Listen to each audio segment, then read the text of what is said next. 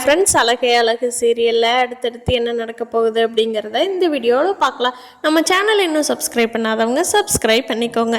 தங்கராஜுக்கு கூட ரொமான்ஸ் இருக்குன்னு இந்த கொடைக்கானல் ட்ரிப்பில் தான் நமக்கே தெரியுது. எல்லாரும் அடிதடி வம்பு வழக்கு லொல்லுன்னு பேசிகிட்டு இருக்கிறவருக்கு இப்படி இன்னொரு ஃபேஸ் இருக்குதுங்கிறதே இப்போ தான் தெரியுது. நம்ம மதியும் சுரேஷும் இந்த கொடைக்கானல் ட்ரிப் முடிச்சுட்டு வீட்டுக்கு போகிறப்போ ஹஸ்பண்ட் அண்ட் ஒய்ஃபாக திரும்பி போவாங்களா? ரெண்டு பேர்த்துக்கு கொஞ்சம் கொஞ்சம் ஒருத்தர் இப்போ தான் லைட்டாக பிடிக்க ஆரம்பிச்சிருக்கு. இது இப்படியே கண்டினியூ ஆகுமா, இல்லை தங்கராஜ் ஏதாவது குட்டை குழப்பி சண்டை இழுத்து விட்ருவாரா என்னங்கிறத நீ வரப்போகிற நாட்களில் பார்க்கலாம் ஃப்ரெண்ட்ஸ். எப்படியும் ஒரு வழியாக பாக்யராஜ் மனசில் இருக்கிறதையெல்லாம் ட்ரிங்க்ஸ் பண்ணங்காட்டி கொட்டிட்டாரு. என்ன ரேவதி, நீங்கள் நல்லா பார்த்துக்கிறீங்க, சோறு போட்டு துணிமணி வாங்கி கொடுத்தா போதுமா, அந்த பொண்ணு அத்தனை பேர்த்துக்குள்ளே வச்சு அடிக்கிறீங்க அப்படின்லாம் சுரேஷாக இருந்தால் கண்டிப்பாக தன்னோட மாமாட்ட கேட்டிருக்க மாட்டார். ஆனால் பாக்யராஜ் ஒரு வழியாக கேட்டு முடிச்சிட்டாரு.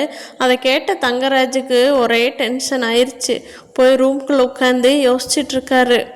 நம்ம தான் தப்பு பண்ணிட்டோமா, இல்லை பாக்யராஜுக்கு எவ்வளோ இது இருந்தால் நம்மகிட்டயே இப்படி சொல்ல மாட்டான் அப்படின்னு ரெண்டு ஆங்கிளில் எந்த ஆங்கிளில் யோசிக்கிறாருன்னா அவர் கண்டிப்பாக நம்மளை தான் தப்பு பண்ணிட்டோமான்னு யோசிக்கிறாரு. ரெண்டு ஆங்கிளையும் யோசித்து பார்க்குறாரு. தங்கராஜும் கொடைக்கானல் ட்ரிப் முடிச்சுட்டு திரும்பி போகும்போது ஒரு நியூ தங்கராஜா போனார்னா சூப்பராக இருக்கும். ரேவதி ரொம்ப நல்ல பொண்ணு, ரேவதிக்கு நல்ல லைஃப் கிடைச்சதுன்னா நல்லா இருக்கும். ஆனால் மதியும் மலரும் ரேவதியும் மூணு பேரும் ஒருத்தர் விட்டு கொடுத்து புரிஞ்சுக்கிட்டு ரொம்ப சூப்பராக இருக்காங்க. மதியம் அவங்க கேங் கூட சேர்த்துக்கிட்டாங்க, மலர் ரேவதி கேங் கூட.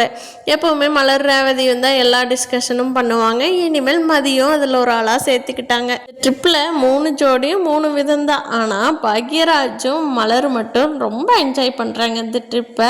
கரெக்டாக என்ஜாய் பண்ணுறது அவங்க மட்டும்தான். மதிக்கு சுரேஷுக்கும் இன்னும் செட் ஆகலை.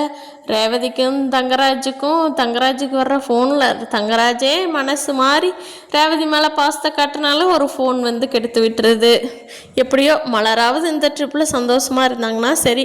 அந்த மாமியார் பாருங்களேன், மலர் மட்டும் அதை எங்கே வச்சுட்டேன் இதை எங்கே வச்சுட்டேன், தன்னோட பொண்ணான ரேவதி மட்டும் இங்கே தான் எல்லா வேலையும் செஞ்சிட்டு இருந்தேன், அங்கே போய் நல்லா சாப்பிடு நல்லா இரு. பொண்ணுனா ஒரு நியாயம், மருமகனா ஒரு நியாயமா?